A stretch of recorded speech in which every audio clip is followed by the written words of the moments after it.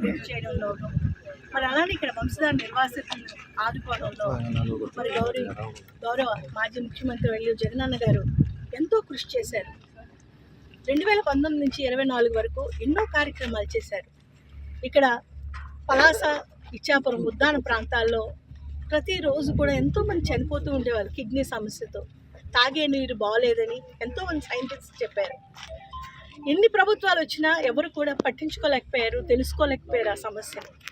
జగనన్న మాత్రం ప్రతిపక్ష నాయకుడిగా వచ్చి ఈ సమస్యను తెలుసుకొని, గుర్తించి, గ్రహించి మరి హిరమండలం రిజర్వాయర్ నుంచి 700 కోట్ల పైన డబ్బును వెచ్చించి మరి భారతదేశంలో ఎక్కడా లేనటువంటి విధంగా ట్రీటెడ్ వాటర్ను పరసవాడ ఒక మైల్ స్టోన్గా, మిలియాపుట్టి దగ్గర ఒక మైల్ స్టోన్గా మరి ఎంతో చక్కగా నిర్మించి మరి ఈరోజు ఇంతమందికి మంచినీరు అందించిన మహానుభావుడు జగనన్న. అలానే మరి ఇక్కడ శ్రీకాకుళం అంతా కూడా అత్యంత వెనకబడినటువంటి జిల్లా. ప్రతి ఒక్కరూ రైతే. సాగునీరు అందించాలి ప్రతి ఒక్క రైతుకు. 2 లక్షల ఎకరాల పంటలకు బాగుండాలి. అలానే 2 పంటలు కూడా పండించాలనే మంచి ఉద్దేశంతో ఇక్కడ మరి ఇక్కడ నీరంతా కూడా సముద్రంలోకి వెళ్ళిపోతుంది.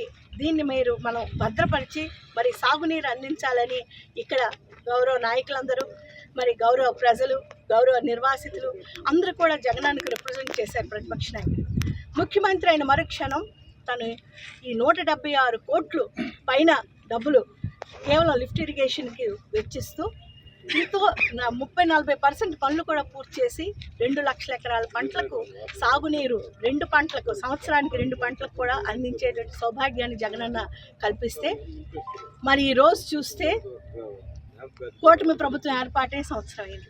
అప్పుడు జగనన్న ముఖ్యమంత్రిగా ఉన్నప్పుడు 35-40% వర్క్ కూడా పూర్తయింది లిఫ్ట్ ఇరిగేషన్ పని. ఇప్పుడు మాత్రం ఒక్క పని కూడా అవ్వటం లేదు. ఇక్కడ స్థానిక ఎమ్మెల్యే మావిడి గోవిందరావుకి అసలు తనకి ఏమీ తెలియదు.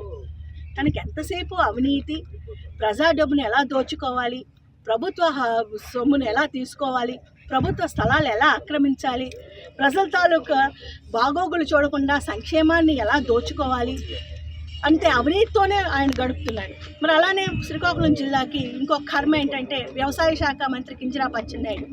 అతను కూడా ఏనాడు అసెంబ్లీలో ఒక మాట ఈ వంశధార నది కోసం కానీ, గొట్టా బ్యారేజ్ కోసం కానీ, వంశధార ప్రాజెక్ట్ కోసం కానీ, మరి 2 లక్షల ఎకరాలకు ఎలా సాగునీరు అందించాలని కానీ, మరి ప్రజలు ఈరోజు ఎంతో చక్కగా నీరు తాగుతూ హాయిగా ఉన్నారు. మరి ఏ విషయం కూడా ఆయన చర్చించలేదు, ఒక మాట లేదు, ఒక రిప్రజెంటేషన్ లేదు. ప్రజల బాగోగులు అతనికి అవసరం లేదు. అంటే ప్రజలు బాగోగులంటే వాళ్ళకి నిర్లక్ష్యం. కేవలం అధికారం రావడం కోసమే అనేక రకాలుగా అబద్ధాలాడి వచ్చారు. కానీ ఈరోజు పూర్తిగా అభివృద్ధిని పక్కన పెట్టేశారు.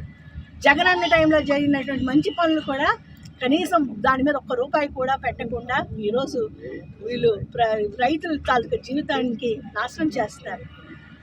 రైతుల తాలూకా సంక్షేమాలు లేవు, రైతులకు అందించవలసిన అభివృద్ధి లేదు, రైతుకు అందించవలసిన రైతు భరోసా కూడా లేదు ఈ కూటమి ప్రభుత్వం. మరి ఇంత భయంకరమైనటువంటి ప్రభుత్వానికి హెచ్చరిస్తున్నాం. మీ తాలూకా అవినీతి మీరు ఏ విధంగా వెళ్ళిపోయారు అంటే ప్రజలు ఈరోజు భయాందోళనతో ఉన్నారు. ఎవరైనా ఒక మాట అడిగారు అంటే వాళ్ళకి పోలీస్ స్టేషన్లో పెట్టేద్దామా, వాళ్ళు భయపెట్టేస్తున్నారు. అంతేగాని ప్రజలు సంక్షేమానికి, ప్రజల ఆరోగ్యానికి, ప్రజల సాధికారతకు, విద్యార్థుల తాలూకా చదువులు, ఆడబిడ్డల తాలూకా ఆర్థిక భరోసా, సాధికారత అన్నిటిని కూడా శూన్యం చేసి వదిలేసింది కూటమి ప్రభుత్వం. త్వరలోనే మీకు బుద్ధి చెప్పే రోజు వస్తుంది. ఆ భగవంతుడు మీకు శిక్ష పడేలా చూస్తాడని తెలియజేస్తాను.